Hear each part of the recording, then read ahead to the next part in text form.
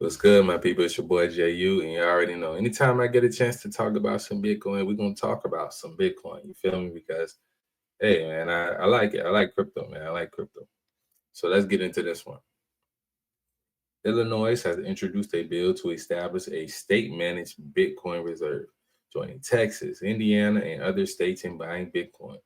In the new bill, Illinois will be required to hold Bitcoin for at least 5 years. So they're trying to pass a bill in Illinois. They want to establish a state managed Bitcoin reserve. We see countries establishing their Bitcoin reserve. We see individual states. We see companies establishing um, their Bitcoin reserve. And I do like this. I don't know if all the other, companies and countries have this in their bill, but being required to hold for at least 5 years, that's powerful, man. That's powerful. Now, I'm not a financial advisor. I'm not trying to tell you what to do with your money. But me personally, me and my family, we are creating our own strategic Bitcoin reserve. If you have a company, if you have a family, even if you're single or, you just got some extra money laying around, it wouldn't be a bad idea to start just buying a little bit at a time, buying a little bit at a time, creating your own Bitcoin reserve. Let's see. Okay. Enact concerning state government, being enacted by the people of the state of Illinois, represented in General Assembly. Uh, this is basically saying that they're declaring Bitcoin as a valuable digital asset with strategic potential for enhancing the state's fiscal reliance, well, resilience, Bitcoin's decentralized nature and finite supply, providing unique qualities that can serve a hedge against inflation and economic volatility. A strategic Bitcoin reserve aligns with Illinois. So basically, some of this is basically saying that it's a valuable digital asset. And the difference between Bitcoin and fiat is they're printing it. They're printing fiat every day. That's what fucks up the value. That's what's like a big part of what's creating the inflation is they keep printing it.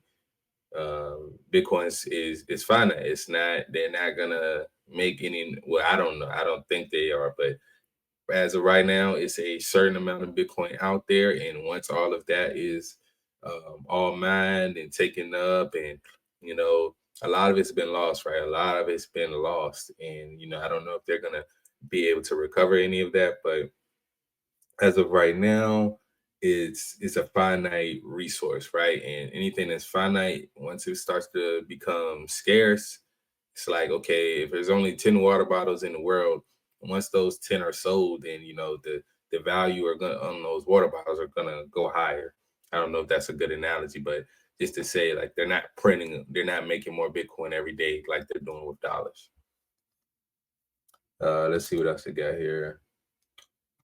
Yeah, this is just a short description. I'll read it. Creates the Strategic Bitcoin Reserve Act, creates the Bitcoin Reserve Fund. It's a special fund in the state treasury for the purpose of holding Bitcoin as a financial asset. Provides in the state treasurer may accept gifts, grants, and donations of Bitcoin from Illinois residents and the government entities to deposit into the funds. So state treasurer shall hold all Bitcoin deposited into the funds for the duration of at least 5 years from the date. Okay. Date that the Bitcoin enters. So I'm assuming that they're saying even 2 years down the line, once they get more, it's like, they get more Bitcoin 2 years down the line, that Bitcoin itself has to still be held for 5 years. So, whatever they get, they have to keep it for at least 5 years, which, that's very good. That's very good for holders. That's very good for like all the maxis out there that, pushing Bitcoin hard. Like me, I'm not pushing it that hard, but I do believe in it. I do believe in it. I can't say I don't believe in it. Is that the last slide? Yeah, that's the last slide.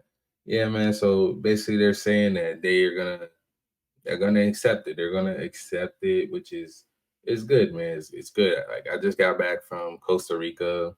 Um, if I wasn't using my credit card, I was using my Coinbase card and spending directly in XRP and Bitcoin. So, and it worked. It worked every time I tried it. So, you know, it's definitely a good thing to have.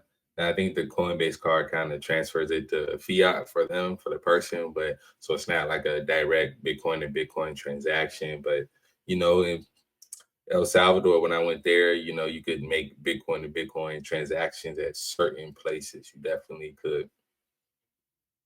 So yeah, man, I would say if you want to get into Bitcoin, get into it. Um, get a cold storage for sure. Get a app like that you don't have to get a lot of fees, right? Get a lot of fees because fees are like a big part of why some people kind of stay away from buying it frequently. But there's certain apps like River and Strike, if you create some type of reoccurring deposit, then you don't get fees. I think after that first deposit, like the first deposit, you get a little bit of fees, but after that, there aren't really fees when it comes to just buying it. So yeah, man, all my crypto guys, all my non-crypto people, let me know what y'all think about this. And let me know if you have a strategic Bitcoin reserve yourself, or you don't really care for it. You're gonna keep spending them dollars and you know, ride the fiat till the wheels fall off. Let me know what you guys think down below. As always, love y'all.